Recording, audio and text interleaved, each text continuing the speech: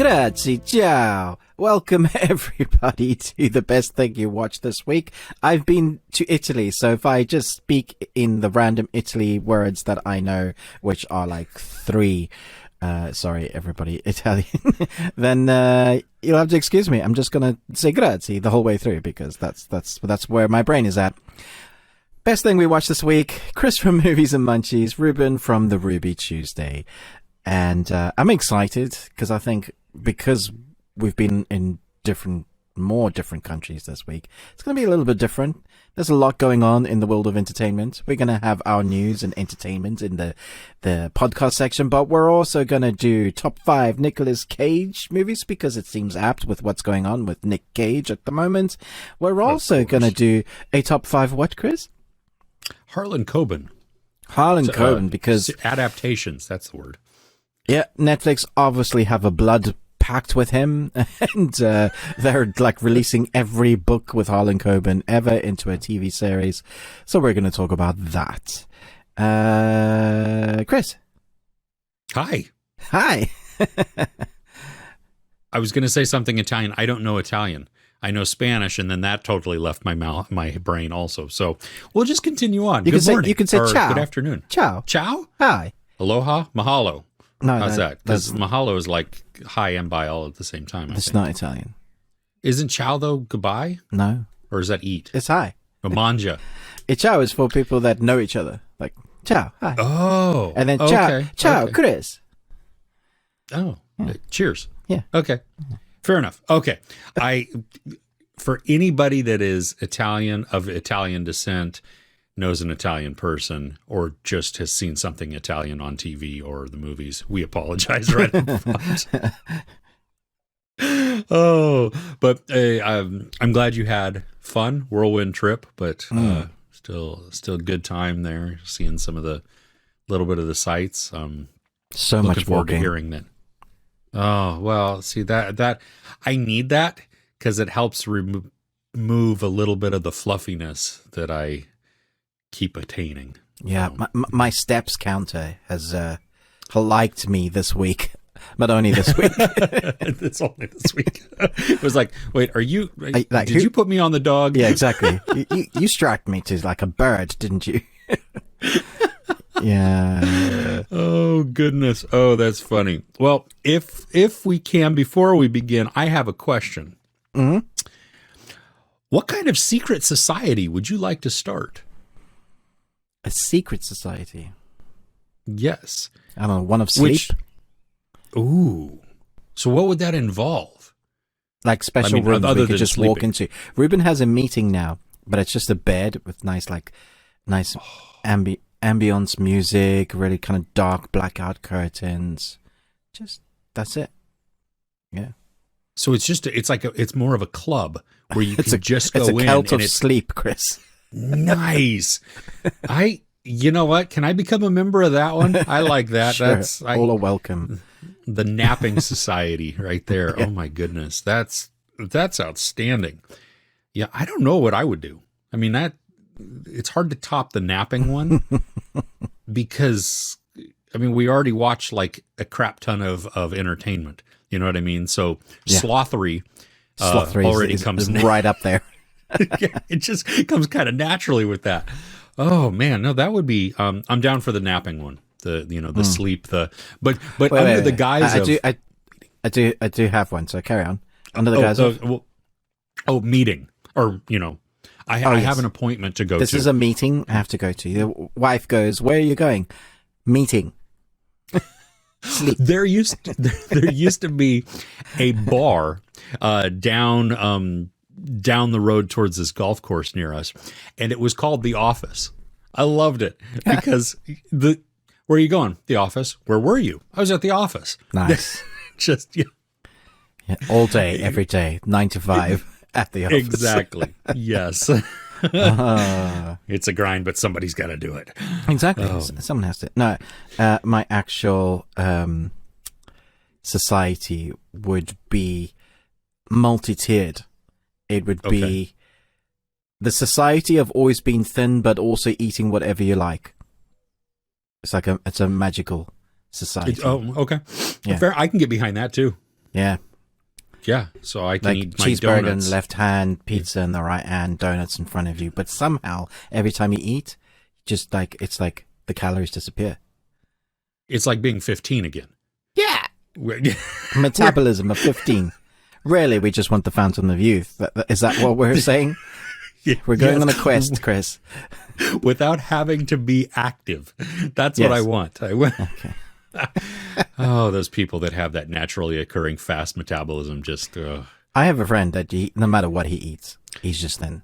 yeah, I don't get that. I wish I still eat that way though. That's the problem. Although they do say, the scientists, the health experts say, that even if you're thin, your arteries can be fat. So, sure. Yeah. So you do need to eat some healthy ways. Yeah, you have to eat the greens and stuff. Yeah. Like when I they say eat broccoli. your greens, it's trying to keep you alive. Yeah. Yeah, well, I can get behind a couple of vegetables. I mean, literally a couple of vegetables. That's, Broccoli and lettuce, is that it? oh no, I don't like lettuce at all. Not the lettuce. Rabbit food. No. Right? Okay. No, broccoli, Beans? green beans, Green beans. cauliflower. Oh, well, that's three. Yeah, corn on the cob, not corn off the cob. That's disgusting. Same thing. Oh, really? Yeah. No, totally different. No, totally different. Sweet corn Totally and corn on the cob are the same thing.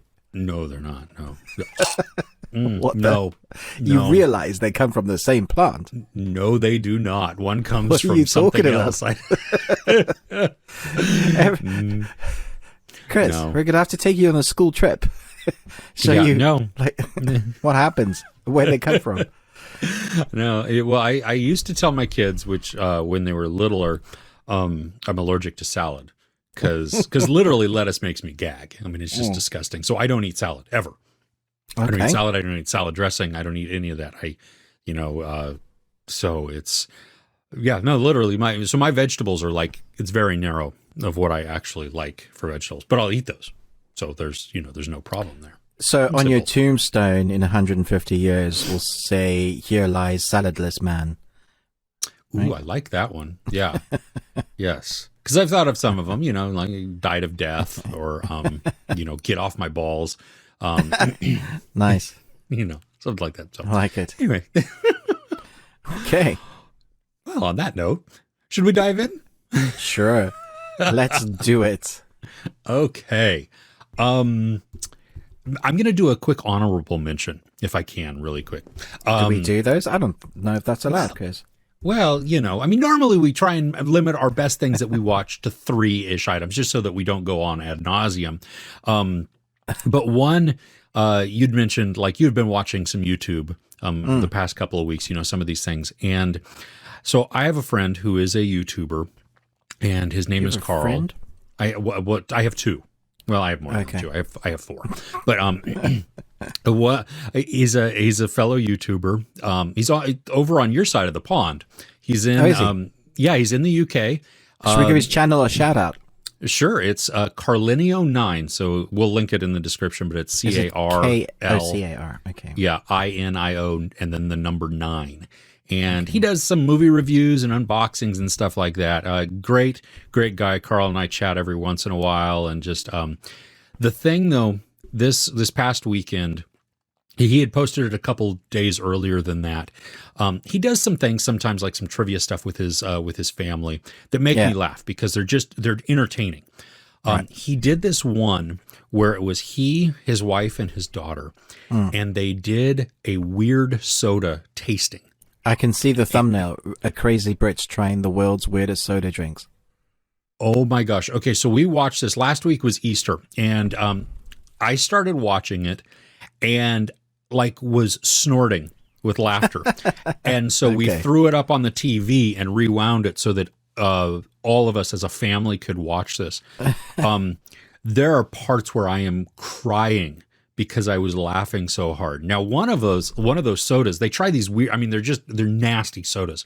But one of them, actually two of them, I'm familiar with because when I used to work with youth at church, we did a something like that. And so some of these we had that the kids had to drink a little bit of and do a challenge and stuff like that. Well, there's one and I can smell it and just even now, it's called sweet corn.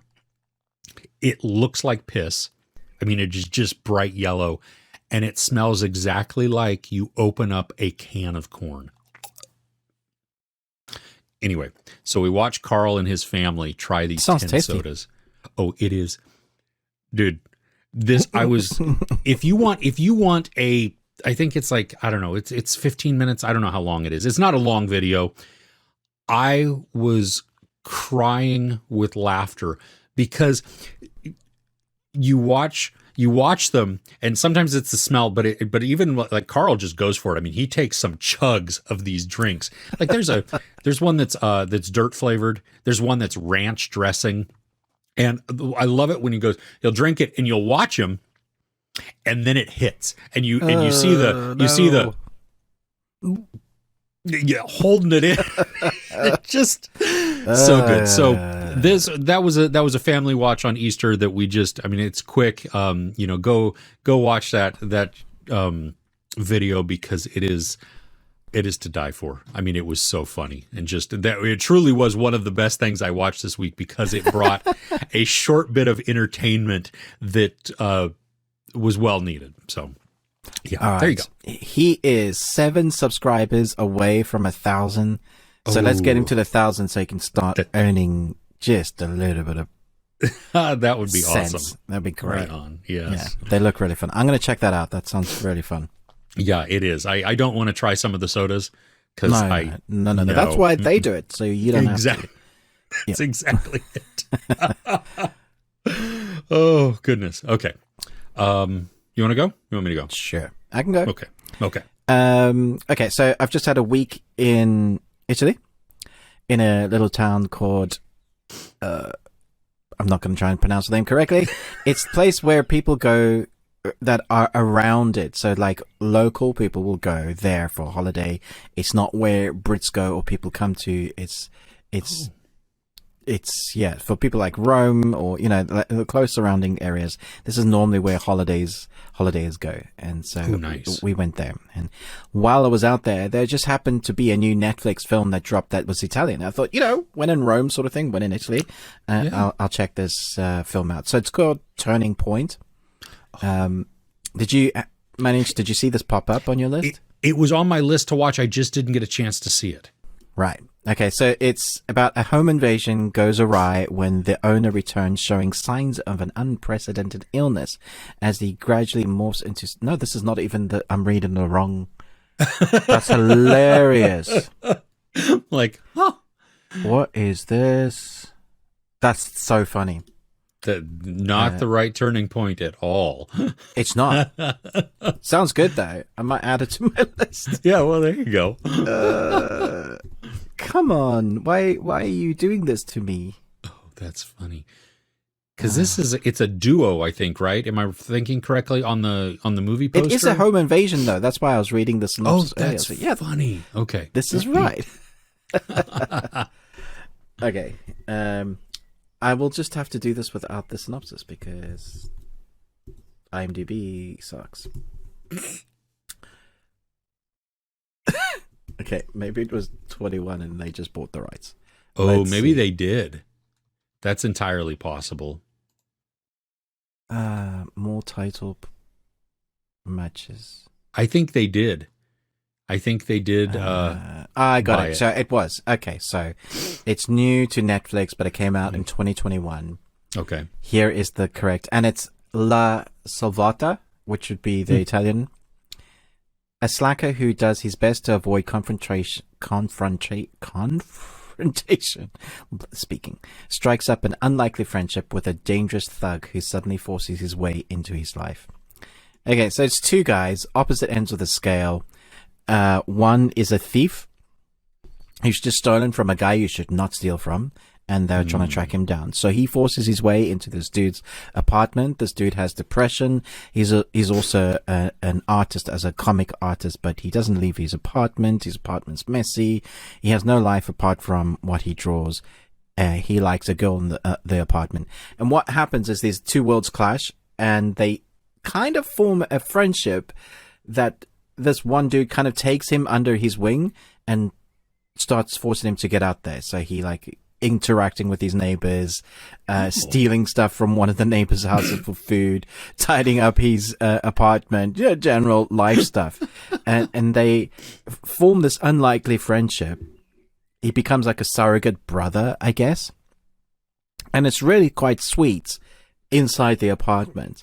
But what's going on outside the apartment is chaos, because what this guy has stolen, the bad guy up top has sent everybody out to look for him. Ooh. And so you have this nice little contained story that could almost be its own film, with these two guys building friendship, learning to come out of your shell. I would have watched that in itself. Mm. But then you get this. It's not a heist, but it's sending out like mafia type characters, Italian mafia, trying to track down this guy. Nobody steals from him because he's just known, like, bad guy. He's right? vicious, yeah, right, really vicious. And so you have all of that going on the outside, and you have a sort of, you're rooting for this guy in the flat to get together with this girl that he likes in the flat. So you have like this 3-tier prong. It works really well. The only thing I didn't like was the ending, but I'll leave people to discover that for themselves. Not because it's not a good ending, it's just because Ruben likes a certain type of ending, and I didn't like this. Was not the ending that you were hoping This for. was not the ending I wanted. Very well shot. It's obviously in Italy. I was like, I know places like that now. Look at those buildings. That's exactly right. Yes. That's cool. Yeah, I did like that, because what I like about Italy is like, well, exactly where I was, Genoa, I think I've pronounced that right. There's like this history of 15th, 16th, 17th, 18th century buildings that almost are built on top of each other. So same building, but the architecture just changes over the centuries. So they don't bash anything down, they build it. So it's this culture clash. And then as wars happen, some stuff, and they keep building. When they run out of money, you see like the church is so lavishly filled with gold and intricate. But then when they run out of money, they paint one side of the building to look like the place with the sculptures and stuff, because they've run out of money. And it's just this amalgamation of culture. And you see some of that in the building and the landscapes and the culture that's all very much part of it. And you hear the Italian accent. You know, they speak very fast in their, so you're reading really quickly in the subtitles. That's one thing I always struggled with when it comes to Italian, because you're reading quickly. Some languages allow you the space and time to, okay. Yeah. But here it's like fast. You got to keep up with what's going on. And even having spent a week there, only was picking up a few of the words. Like, I know what they're saying there. And I was like, yeah, this is great. It was really fun. It's not doing anything new. Like, you've seen this film before. Sure. But I think probably because I'm a little biased at the moment, because it was set in Italy, I was like, yeah, I'm down for it. It's not like the best acting ever, but it was believable in the characters they were portraying. I liked them. I was immediately behind them, as like you're rooting for them, which is probably why I had issues with the ending. So. Sure. Well, and that's okay. I mean, I think that's some of the best thing, you know what I mean? Because we can like entertainment that's not necessarily the greatest, but because it makes a connection with us, or we make a connection with the character, something like that, that it becomes very endearing to us, and we overlook. I mean, I'm so much more willing to overlook issues when I'm having fun with what I'm watching. You know, it exactly. Yeah. It was when you started talking about it just briefly, it reminded me, not so much as it went along, but that movie with Tim Robbins and Martin. Oh yeah, exactly. Nothing Martin to lose. Lawrence, Nothing to Lose. Yeah, where just the situation, two unlikely people coming together, and it bringing out characteristics of one, maybe stepping out of his shell a little bit or something like that. Yeah, no, it definitely has that sort of feel. There's a scene in Nothing to Lose with a spider that literally makes me cry. Like, I die with laughing in that film. Literally, it just, it's my giggle button. Oh, funny. It's been so long since I've seen it that I remember enjoying that movie, but I don't remember any of the specifics. So, okay. So is what did we call it? The Turning Point? Is that what it is? Turning Point? Yeah. Is it or La Svolta? So is it a good mixture of like is there comedy and action and drama, or does it lean more heavily towards one of the? It leans more heavily towards the drama. Okay, but it's like two films. Like The Apartment is almost one story, and then outside of that, them trying to find this guy who's hiding in the apartment is the drama and the violence. So you're worried for them because you're like, oh yeah, he's sorting out this dude, but outside, dude, you really need to get the hell out of there, sort of thing. But you also want the story that's going on inside the apartment to continue. It's a weird mix, which I think creates a really nice tension. It's a clever way to push forward that story. Nice. Okay. Well, it makes me want to watch it. I'm bummed that I haven't seen it yet, even though it was on my list. So, okay. So what's on first on your official list without my honorable mention there? Honorable mentions. Yeah, this was an unexpected one for me, and it might actually even shock you. So again, on Easter, we sat down as a family, and my oldest son and his wife had already seen this movie, but it came now to Paramount Plus. I missed it in the theaters. I wanted to see it, but I just didn't get the opportunity to. Jackass Forever. All right, yeah. Have you seen this? I haven't seen the new one, but I'm a big fan of the Jackass. I know what I'm getting when I go into it. Yeah, okay. So there's nothing highbrow about this. This is just laughing for 90 minutes of watching people put themselves in the most ridiculous situations and the most painful and stupid, opportunities. And I love that it's short attention span theater, because it's like, hi, I'm Johnny Knoxville, and I'm going to do a magic trick with a bull. And then it just dives right into it. I mean, it's literally all of these little skits smashed together. So yeah, I was laughing. I mean, we were laughing as a family so much. I was cringing a ton. I have not really ever watched. I've watched clips here and there of Jackass over the years, but never. It wasn't something that I was really drawn to. This time though, when I saw the trailers, I was like, wow, I'm intrigued by this. I want to see it, and I don't know if that was a result of just 2020 and 2021 all weighing down and being like, you know what, I need this. I need ridiculousness right there. But the heart, the friendship that you see within there, even though they're terrible to each other. That's why I want to watch it. And they're old now. So it's essentially watching these old dudes just really injuring themselves in the most horrific ways. Johnny Knoxville he's injured himself in so many ways and broken so many bones. Like, why are you still doing this? I'm pretty sure this is going to be the last one, though, right? You gotta think so. I mean, they're all getting up there, and there are times where you can feel the actual like in amidst the humor of it.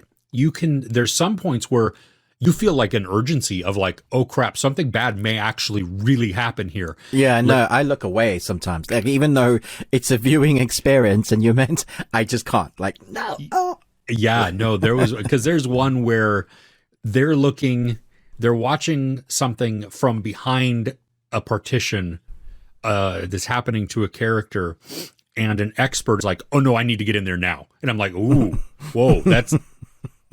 so you feel it, but it just, the heart was really there. I mean, you see just these friends who have known each other for so long and done this crazy, stupid stuff. It is, I don't know how any of them really have survived. And I don't know why some of them agree to do what they do. I mean, the paycheck. Because they get a lot of money. Can the paycheck be that great, though? It's a big paycheck because, it is. And I think there's a bit of sadism in there. Oh, sure. Yeah. They just like the pain or the fact that people are watching and laughing at them, and you get off on it a little bit. Kind of has to be that sort of mentality. Because what they're doing is, like, I've seen the trailers and I've seen clips and I've seen the previous films, so I know what they get up to. But, I mean, at what point are you going to get into a portaloo that's full of crap and then get launched up into the air? Yeah. Just watch the multitudes of people's crap all up in you. Like, that's kind of tame to what goes on in the film, right? Yeah.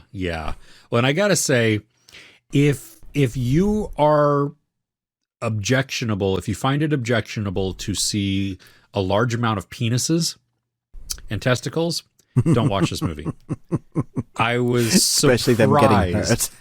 Well, I was surprised at how much male nudity there was. I mean, it doesn't bother me, but it was just like, I was like, wow, oh, okay. Welcome to the penis zone. Yeah, exactly. So if this is something, I mean, if you've ever been intrigued by Jackass, this was a great one to watch, because you can go in and even not have any history with the show or the other movies and get enjoyment out of it. If you like watching, people do stupid things to each other and getting hurt. So there's that. Yeah. I mean, there are genuinely funny things, and there are moments too where like one thing was happening, and it looked painful, but they then put like other people in the position, like who weren't necessarily they weren't supposed to be in front of the camera, and to watch their reactions also, because they were unaware of actually how bad something might hurt. And so then they're experiencing it also. And so you get that. That's a different perspective then. So you understand how real it is as well. Yeah, exactly. Yeah. Yeah. So it was definitely fun. I mean, it's certainly, it's not something that I'm going to watch over and over again. I don't even think. But there's a time and place for that sort of film. You can go and watch The Northman, which is just highbrow art, and then you can go watch Jackass, which is just highbrow fun. Exactly. Yeah. Not intelligent at all, but fun. But yeah, and it serves an absolute purpose, and it did. It brought us 90 minutes of almost nonstop laughter. Now there's cringing laughter within there, but that's, and that's what we wanted. That's what we got. And so that's why it's on this list, because it was a good in the world time. We live, Chris. That 90 minutes of fun is highly recommendable. Absolutely. Huge distraction from the world. And it was, there you go. So awesome. That's great. Okay. So my time away in Italy made it for interesting watching. One of the funniest things I experienced while I was in Italy was the ads, because you just don't think about it. So even like I'm on YouTube and the ads are and then it clicks over to your English video. So the stuff that was on Netflix was a little different as well. But I think this film is out. Well, it's definitely out in the UK. I don't know if it's out in the US on Netflix.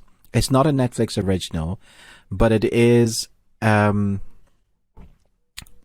one of their titles that they bought, I guess. It came out, I'm just checking the date here, 2020. So it's 2 years old.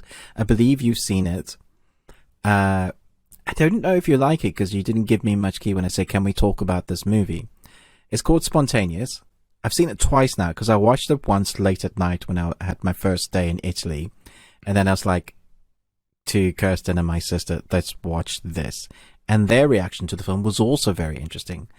So basically, Spontaneous says, get ready for an outrageous coming-of-age love story about growing up and blowing up when students in their school begin exploding, literally. Seniors Mara and Dylan struggle to survive in a world where each moment may be their last. Okay, so let's get your thoughts. What did you think? So this... Do you remember it? Yes, I saw it in 2020. This is available in the US on Amazon Prime. And that's okay, cool. I think that's where I saw it. Right. Yeah.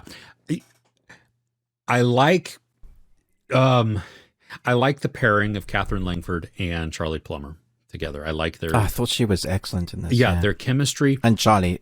Yeah, I enjoyed that. I love the premise, and I love some of the suddenness that comes on from this movie, because you just have people who just explode, and you get to see, then people are running away, and then other people will explode in the background. So I love the idea of that. I love that it's kind of unknown, that it, just all that goes in. And so it puts a different spin on how you have an outlook on life, because it's not affecting everybody and it's affecting randomly within the group that it's affecting. And so it, it makes you live for today, for the moment. You cherish things maybe more, value them more. You certainly have a different outlook on life. So I really liked all of that. I was not a fan of the conclusion, and the I can totally see that. Yeah, because I felt it was almost like pointless. The last 20 minutes of the movie almost didn't need to happen. Yeah. Like it does like a divergent path. It's this, and then it's now with this movie. Yeah. And I think I wanted more answers too from it. To feel, and that's that personal thing. Like, I'm loving the movie. I'm liking what it's doing. And then like, not really satisfied with that. That doesn't tick any of the boxes or help with any of my curiosity. And that's, so that's the feeling, unfortunately, that I left with. That it didn't negate the rest of the movie, but it also didn't leave me like, well, I love all of this and I can just kind of, so I left it with just like, it was all right. Like, as a whole, it was like, it wasn't bad. I had fun for what I watched. I wish certain things would have changed. Trying to stay away from spoilers too, just so that people, I'm going to do spoilers, but in a moment, and I'll say spoilers, and then we can talk about spoilers. Because I actually think I know what the movie is, but I'm not sure they were clear enough what the movie is. So, okay. So, Spontaneous. The dialogue, I think, is one of the tightest scripts I've heard in a while. I think the banter between the two characters was so good that you love them. But I think also because you don't know when you're going to die, there's this love story, but it seems precious. Like, you literally don't know when one of the two that you're rooting for to be a couple, because they're so good, there's such great chemistry, that you like, when are they going to go, and it happens so randomly, but within the class, that you're like, who's next? You don't know who's next. It doesn't explain, it doesn't give you any answers really. And so you're just on the edge of your seat. There was a moment in the film when I literally shouted, no! Because there's a couple of characters that it concentrates on sometimes that you like, that you don't want to, and when that happens, you're like, come on, why? Give us some explanation as to why, at least.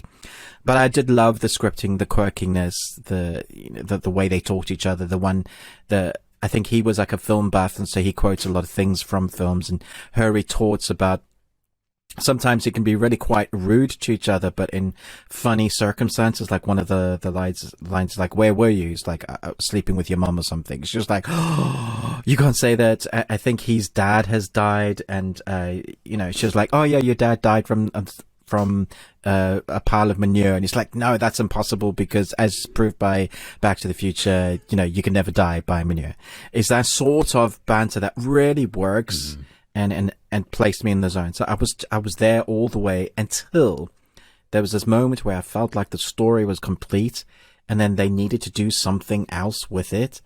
Like, the moral of the story is, because of what they were dealing with, because it's death with young kids, that it felt like it almost was like those messages that you get on film sometimes. If you know someone, please contact this number.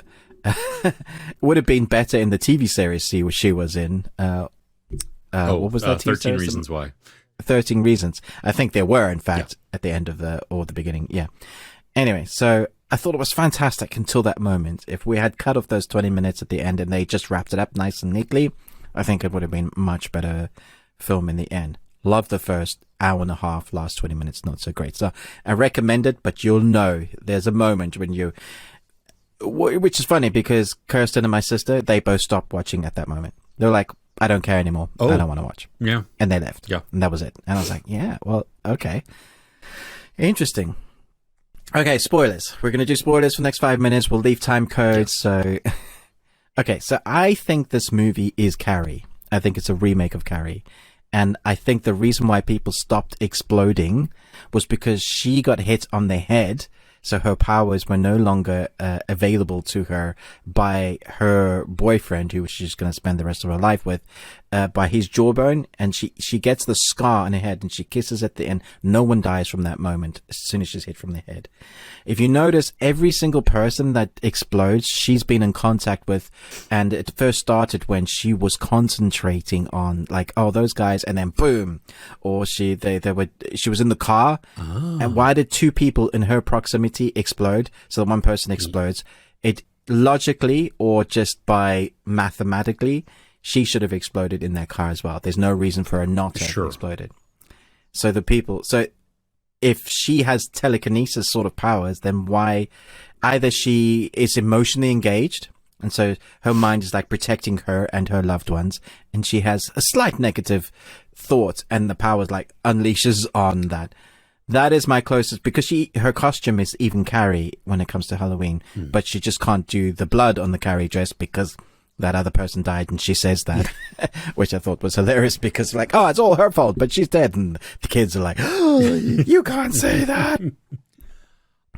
Anyway, when he dies, that's the moment the film just drops, because then it's depression. I'm sad. I don't know what to do with my life. You didn't need it. You didn't need that moral of the story. Yeah.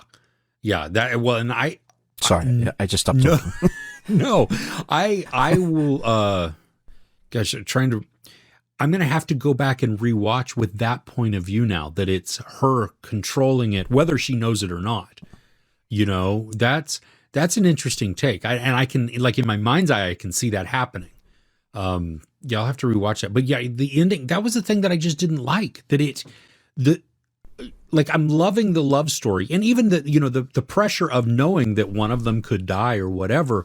But I think my problem though becomes when that we don't get a solid answer and he's dead. You know, just that whole, it left me really wanting. I think that's because you built me up to root for these characters to such the degree. And it's very odd to have like this type of horror romance mixture to then leave you in the bell jar also. You know what I mean? Like, no, exactly. You need to do one or the other. You have to either tell the audience why it's happening and then kill off one of your main characters and you feel it. Rather than tell them nothing, kill off one of the main characters, and then you have your main character go through the dumps, and now I've learned something, I'm going to live with that. I'm just like, but nobody cares anymore. You had us rooting for these two guys. I think people would have been happy with an happy ending. It's okay to have a happy ending sometimes. You know, explained it, we found out something, the FBI actually did something good for once. Or she figured it out, and she learned, the bump on her head, or gets knocked on her head, and they figure it out. Oh, it's me. I'm going to stop. Or she kills herself and everybody stops exploding. Like, that would have been... Yeah, just, I think something that makes it feel like it wasn't pointless. That was the thing. Like, so when we get to that end, it's like, well, what have I actually watched now? You had me invested in a story and characters, and I don't... Yeah, so you're right. Up until that point, I'm like, yeah, I'm totally behind this. I'm loving it. Up until that point, it was like the best thing I'd watched, and I was like, oh no. Yeah, well, and that's where I was. Yeah, we were. It was so fresh and new too, though. That was the thing, that the concept, it didn't remind me of anything. I mean, that was when I'm watching. I mean, just that urgency and that unknown, and it's great, really clever, all of it. Yeah, no, so it's totally worth watching. Just. Yeah, just know at the end. All right. What's next on your wonderful list? Cool. Well, okay. So I went to the theater this week, and first one I want to talk about is The Northman, because I know you got to see this last week, and you're right, visual feast. I mean, just the cinematography, the everything that comes onto the screen is like, I need a moment. I want to take this in. I want to experience this. I love how he had the shots framed so that our characters are like this big on the screen. You know, they're it gives a scope. yeah, they're minuscule with massive. Yeah, with just I mean, they're enveloped by the mountains behind them, and you know, the pasture or whatever that is, the green, you know, just all of it. So that was done really well. I'm so impressed. I'm always impressed when a film will utilize long takes.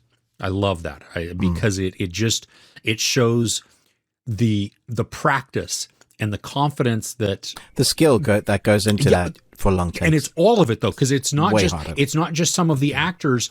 You know, it's the camera people as well, and all of everybody that goes into that production there. I mean, you have to be on your A game.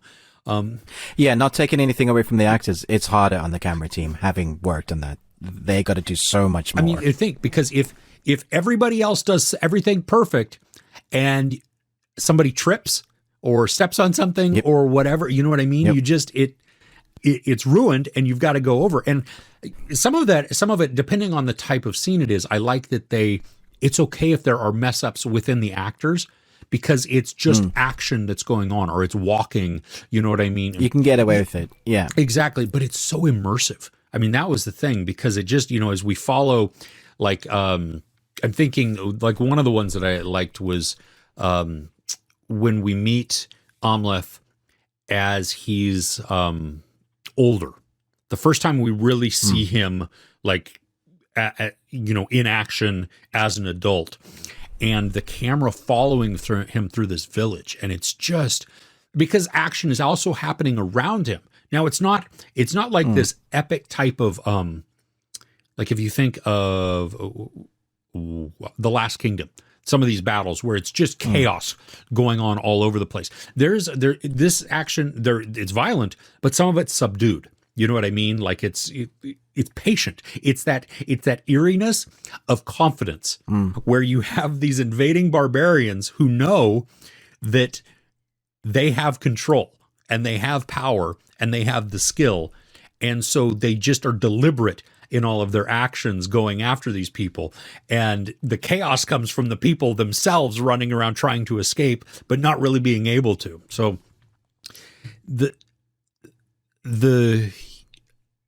I got some comments, which I expected, you know, of people who I think went in with maybe a differing expectation of the movie, that it was going to be more action filled, that it was going to be a faster paced. I never felt downtime. Like, I did not feel that the pacing of this was slow or boring or anything like that. I mean, I was fully engaged and invested, and you have every bit of it has still this driving direction to it, you know, because Amleth is on his path of revenge and vengeance. The entire, his whole arc is that way. And so even when he's not, like, it looks like he's not actively doing something for that, he is doing something for that. You know, he's moving one step forward, moving some of his pieces around, you know, planning and scheming and getting it all ready. And I was blown away by the movie. I mean, I thought it was, I was actually shocked at how long it was once I had seen it, because I didn't feel that it was over 2 hours. Like, as we were watching it, I looked at my watch and I'm like, oh, wow. Like that, you know, after once the credits had rolled and stuff like that, I was like, oh my gosh, that was much longer than it felt like. And so that was, yeah. Okay. Word's done, I think. Well, probably not, but. There was a moment in The Northman where the story reveals something. I think it's like the last half an hour. It was in that moment I didn't know who to root for. Did you feel that as well? Yes. Oh my goodness. Yeah. It was shocking a little bit. Like, you're like, whoa, wait a minute. Yeah. And the words that come, the truth that comes from that, make you re-examine so much of what you've seen before. And exactly. Yeah. I was like, how dare you do that? I would have been fine with this, but now you're flinging the story on its head. How dare you be complex? Yeah. My wife, she didn't go with us when we saw The Lighthouse. And she tried to watch it just recently, and I don't think that she was like in the right mood to watch it because it's weird. I mean, it is. The Lighthouse is a weird movie. You know, it doesn't take away from its greatness, but it's bizarre. It's not my favorite, Chris. I'm not a huge fan of it. And fair enough. I mean, I know a lot of people who are like, yeah, no, I just didn't like that one. I loved it, but that's okay. But so, you know, she didn't get a chance to go with us to see the Northman. But me and my youngest son went, and you know, always trying to think, is she going to like this too? Because it helps also think about what other people might like. You know what I mean? Like, is it too weird? Yeah. Does it not? And there is a section within this that is very bizarre, and it did feel kind of like The Lighthouse a little bit, where you have, I mean, the visuals, the way that Eggers frames all of our characters, and so you just have this like head and maybe a little bit of shoulders.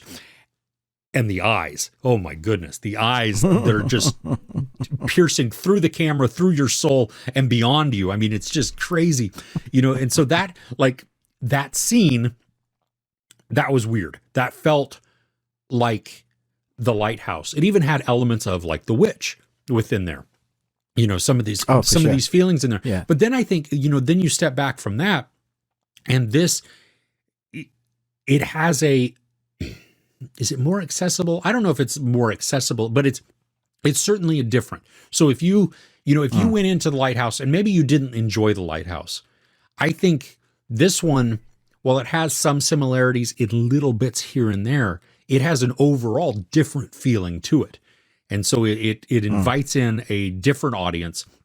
So, I mean, the whole point of that is if you're listening to this or watching this and you didn't necessarily enjoy The Lighthouse, but you're curious about this, I think it's different enough that you should give it a chance. You know, as knowing that it's a different type of revenge story. It's not a huge action movie. There is action in it. But yeah. Yeah, I agree. Give it a chance. Okay. So what other thing did you watch at the cinema? Oh, goodness.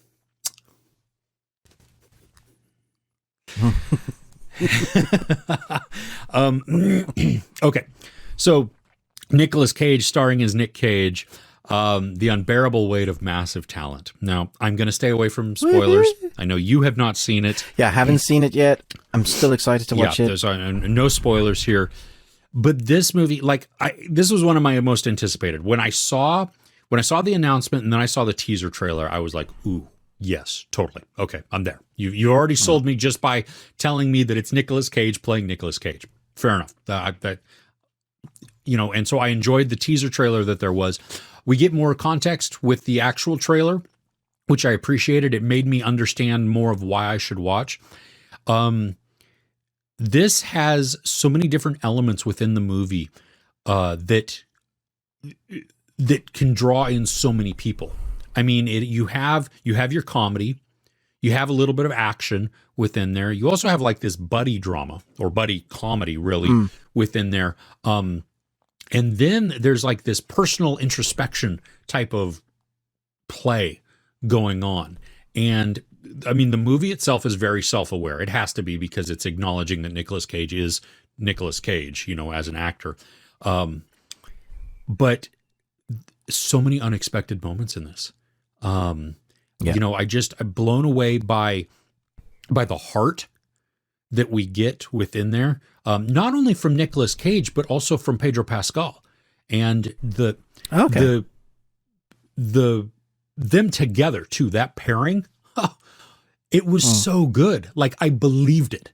That was the thing. Like, it didn't feel forced on, it didn't feel like, oh, well, they're going to have chemistry together or they're going to get along because the movie says they should. When they meet, it's not like an instant, like, oh yes, we're friends, and then you just have to accept this and move on because that's what the story says. It's, you feel a progression within there. And so as they go on that progression, we as the audience also go in that progression. This is not a perfect movie. There's, I think Okay. there's a CIA involvement, which we learn from the main trailer. Yeah. That Nicolas Cage is recruited to spy, surveil, Yeah. whatever. Yeah. That's okay. That story part is okay. It feels. Oh, is that not a main part of the story? That because from the story trailer, they seem to give the impression that was the story. It is like it's a big story driver, but Right. the agents that we get, they're just kind of there a little bit. Like when we get them, some of the interactions are funny. So a little bit of it feels forced here and there, but some it works, but it's not. It wasn't like this overarching thing, so as we get towards certain elements and things happen, like I'm like, okay, I'm not concerned necessarily for this part of it. I'm still very concerned and very engaged over here. And, so just to say, I gave it this 5 out of 5. I absolutely loved the movie. Okay. But 5 out of 5 doesn't always mean perfect. It means that it resonated with me. That means I had enjoyable. Would you change anything? That kind of stuff. Yeah. I had a blast with it. I'm ready to watch it again. I was ready to watch it again right after seeing it because I laughed a lot, pretty consistently through there. It's not belly laughs, not, there were a couple of laugh out loud moments, but there was also, it was just like, chuckling and, throughout it. Some of the movie references are really great. Overall, this is just a really, really great movie, and it's a nod to and from Nicolas Cage to himself and to us. Especially as fans. One of the lines that they say several times throughout that is, "Nick Cage is back." Not that I went anywhere. Not that you went anywhere, that type of thing. And so it's, this is one absolutely that if you enjoy movies, there's a discourse on movies within it, which is fun. There is a lot of comedy. There's a lot of heart to it. You find yourself really rooting for the story direction, I think, and that, okay. There's good like realism drama within there too. Like not like it's a reality show, but a lot of the heart feels grounded because of what we see the character go through. Even though some of the stuff is like wildly just big, if that makes in an interview, Nick Cage said he found this role the hardest role to do because playing yourself is opening yourself up to the public in a way that you haven't before, because it's Nick Cage playing Nick Cage in a story that might happen, but he's Nick Cage. So how does he not put on a fake persona that you do a character as a blanket covering? He almost had to put on a Nick Cage covering of himself. Yeah. So I did wonder if the film would come off as being pretentious. But it sounds like it managed to avoid that. Yeah, I never got that. I mean, you get little glimpses here and there as he talks about some of his roles or some of the, but it never comes across as like a holier than thou or something like that. It's more of, it's in line with his character struggle. I think that's where really, so it makes it real. It makes it you feel for him as an actor, as a character, all of that. Awesome. Okay, so bearing in mind that I haven't seen this, but you have seen it, if you were to do your top 5 Nicolas Cage, I wonder where this would rank. So let's try it out. Okay. What would you put at your number 5 best Nick Cage movies of all time? Okay. So my number 5, because I've only seen it the once, I am going to put The Unbearable Weight of Massive Talent at number 5. But at least it ranks in the top 5. He's done so many. He has done so many. That's So it could go up. But you need to give it some time to breathe. I really do, and I acknowledge. I mean, the reason that it's in the top 5 is because I loved it so much, and I do think it's it's a really great performance. But out of fairness too, I've only seen it the one time. You know what I mean? All of these other movies I've seen more than once. And so that's why they rank higher in my head. So it could go up and it could get bumped down. If I were to rewatch several other ones, and be like, oh my gosh, I had forgotten about how much I really liked this one, something. So anyway, so my number 5 is that. What's your number 5? Pig. Recently watched that. I thought as a performance and a story, it's excellent. But I wouldn't want to watch it again straight away, so I can't make this. This is your number 1. This is my number 1. We do this a lot, don't we? We do. No, that's my great. number 5 will be your number 1. No, but you know what? Okay. But I agree with you that it's not one that is like instantly rewatchable over and over and over again. I mean, it is. It's the thing that I loved about it so much was just. I mean, his performance blew me away. I mean, the movie itself was so well crafted, also, and just the messaging, absolutely, and all of that. But yeah, no, it is. If you were to go, hey, we can watch one Nick Cage movie right now. What is it? If I was not in that mood. Yeah, you know what I mean? There are so many. It wouldn't be that. Yeah, because that one I think I have to be in a mindset to watch.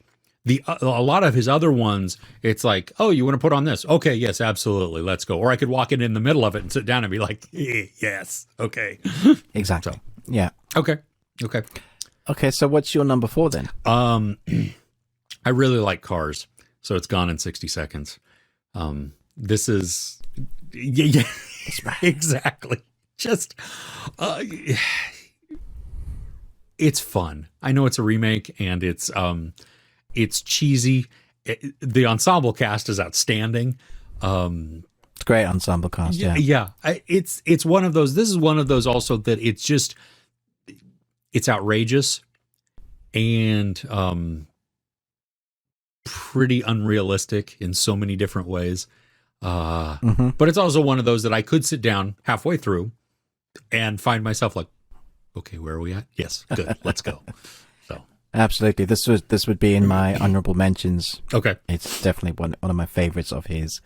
For my number 4, I'm going to put one that people often hate and say is a terrible movie.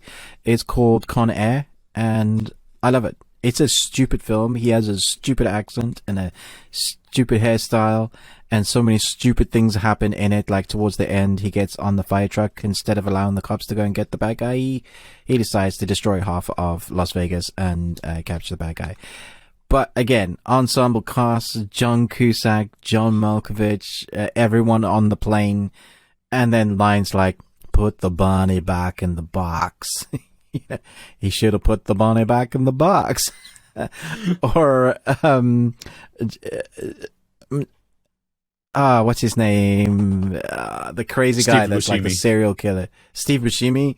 My goodness, when you put the whole world in his hands, and you're like, oh no, what's he about to do? And then he does nothing. He's just a nice guy. And you're like, what the hell? Yeah. Oh, such a fun film. it is. It's in my honorable mentions, but it's also one of those that because it's fun.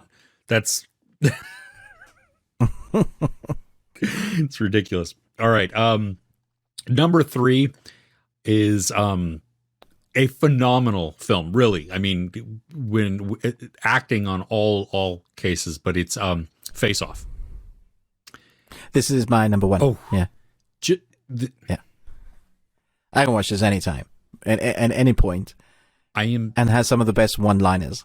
See, it's been a while since I've seen it, so I wouldn't remember like a lot of the lines, but I'm always blown away by the mannerisms that both he and John Travolta do, because there is That's why I love it. Yeah, that they are channeling the other person. I mean, it is crazy at how well they do it, and you're like, because you have you have Nick Cage playing John Travolta looking like Nick Cage. Yeah, exactly. You know? And it's the mannerisms of things that the characters do, like putting your hand over the character's face as how they kind of say "I love you" to their kid, or the way they walk or talk. It's just slight little things, and I was like, you both I feel like I'm watching John Travolta, but you're Nick Cage, and vice versa. They did an excellent job. So good. Yeah. So, okay. I like how naughty Nick Cage is when he's playing John Travolta. I just love him being kind of crazy, and then you get lines like, okay, no more drugs for that man, because he wants to take his face off. It's there's so many things. You're still not having any fun yet. And then there's a big shoot up. It's John Woo. Mm-hmm. So you get the pigeon scene and incredible action scenes. Yes. Like so much fun in the action scenes and the crazy science with the faces, that wouldn't happen. You get the jail scenes and, man, I love that film. So good. It is. Okay. So what do I need to do my number 3? Have you done your number 3? Yeah, you haven't done your number 3. Have you? I haven't done my number 3. Yep. No, because this was my number 1. Okay. Yeah. Con Air would be my number 3. Did I say that already? Yeah, you did Con Air. Oh, okay. So the other one, okay. The Rock. Yeah, they're very similar to me. The Rock, because of the relationship with Sean Connery and Nick Cage. I just think the kind of weird father-son relationship. Sean Connery, I mean, come on. He is the guy that you totally believe escaped from Alcatraz, even though like his character is the guy that escaped from Alcatraz. And then you have this FBI dude that doesn't really have much field experience and then gets thrown in this heist with, is it Malkovich again? No. So the Ed Harris is the one who... Ed Harris, that's it, yeah. The general. Yes, that's right. And the general that you can totally understand his plight, which makes the story more... You kind of like, yeah, he's a bad guy, but...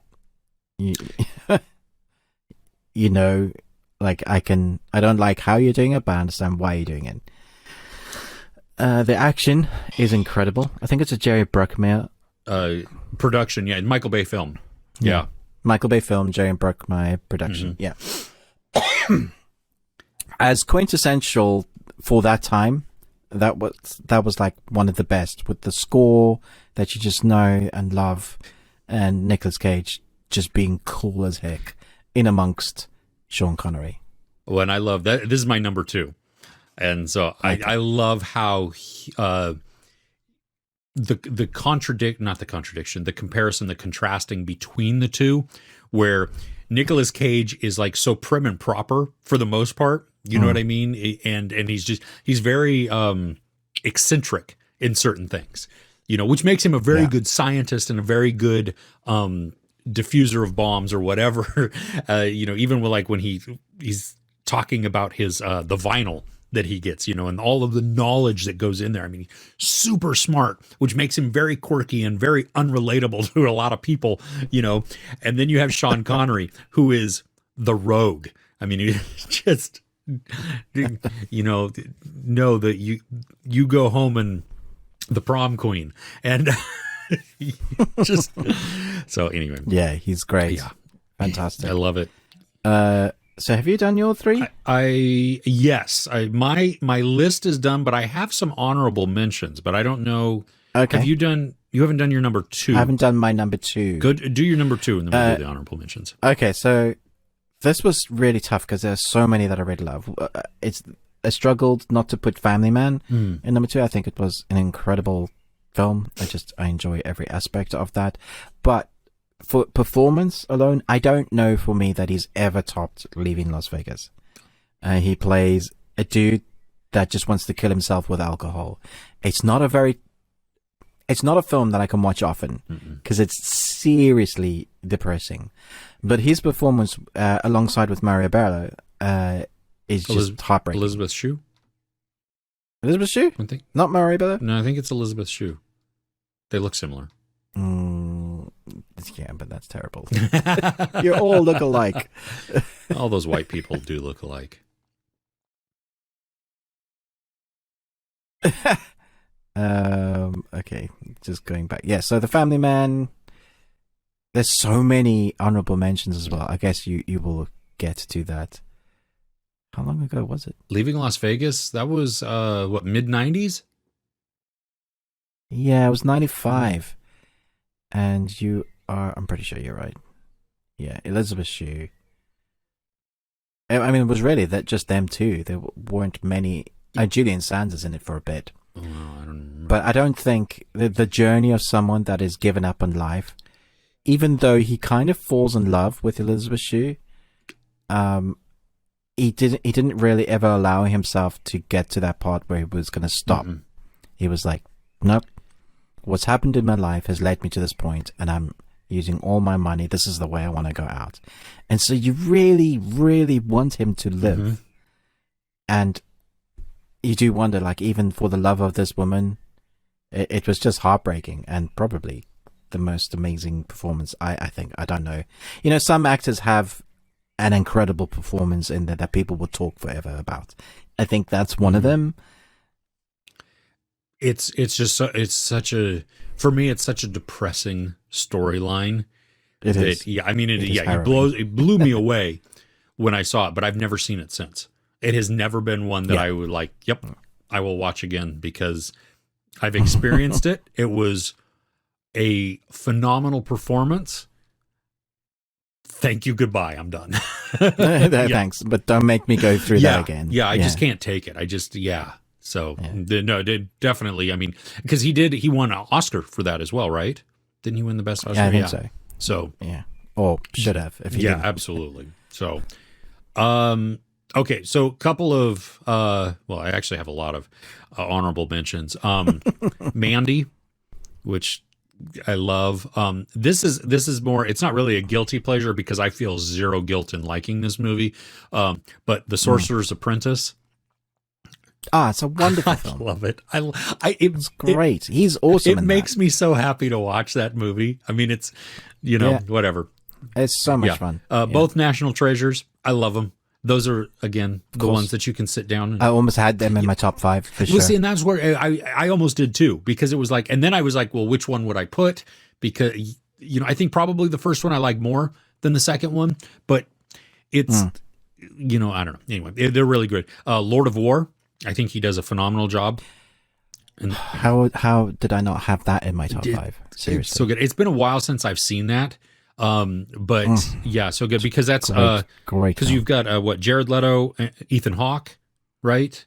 Mm-hmm. Really good. Trapped in Paradise, another one of my not feeling guilty about being a guilty pleasure. Because what is it? Dana Carvey and John Lovitz, just the 3 idiot brothers together. And then this is one that I really have enjoyed, but it's been so long since I've seen. It's the Coen Brothers Raising Arizona. Mm-hmm. It's really old. Yeah, it's like in the late 80s, I think. And like 86, 87, 88, something like that. Anyway, the unimportant the year really. But I need to go back and rewatch that one because it's been quite a while since I've seen it. But do you have honorable mentions? Any other? Pretty much all of his list. Ones I would recommend giving a go because you might like Color Out of Space. That's a very I liked it. Cthulhu, Lovecraftian there. Yep. Film. Mm-hmm. Yeah, very Lovecraftian, and it's weird. It's different. I have 2 films that I would say avoid that are possibly in my top 10 worst films of all time. Just because, not because of him, but because the film's bad. One is Jiu-Jitsu, that you could possibly watch and do a drinking game to see how not to craft an action scene. Oh, really? It's just awful. And they have some of the best in the business, so that comes down to directing, depending whether whoever did that was awful. And then the other one is a Christian film called Left Behind, based on the Left Behind books. It's the worst film.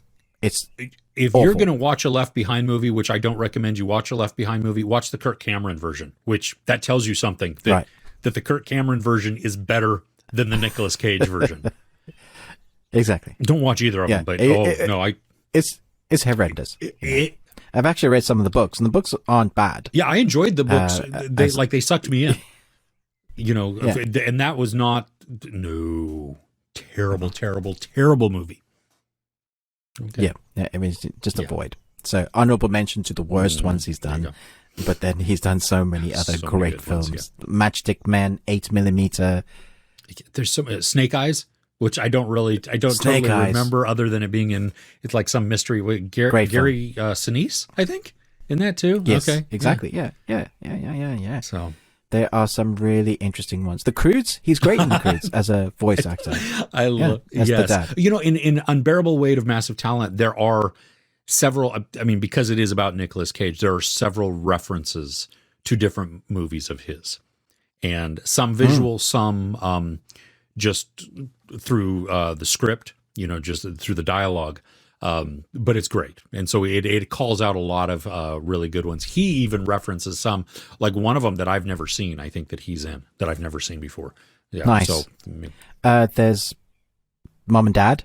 That was a weird one. Crazy, right? Very different. Very dark. Yeah. And of course, his role in Kick-Ass, which is phenomenal. That's right. He was the dad, right? A Batman. Yeah, he was so good in that, and I really felt for his character. Yeah. So Nick Cage fan all the way. Absolutely. We're an hour and 10 minutes. I think I'm not going to say any more of the best thing I watched. Okay. You can check out our channels if you want to see some of the other things we've reviewed this week. Of what's the best on there. Yes, absolutely. But thanks for coming on this journey with us with our love for Nick Cage. What are some of your top favorite Nicolas Cage movies? Share them below in either of our comments. You can tweet at us, best we watched. I guess, yeah. That's it. If you want to check out more of what we're talking about this week, you can. And you're not listening on the podcast, you can listen to us on the audio version wherever you happen to listen to podcasts. And we're going to be talking some of the things that are coming up this week that we're looking forward to, some entertainment news, as well as our Harlan Coben adaptation best list. That's a mouthful right there, isn't it? Yes. Yeah, that was tricky. All right. Well, Ruben with the Ruby Tuesday, Chris with Movies and Munchies. Thanks so much for watching. We'll see you next week.